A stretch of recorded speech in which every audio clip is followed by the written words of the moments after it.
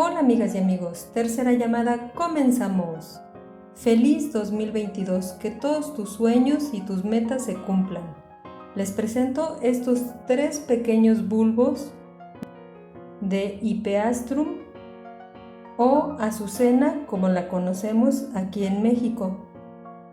Quiero mostrarles también que a pesar de que cortaron un inmenso árbol, empiezan a desarrollarse hermosos champiñones alrededor del tronco.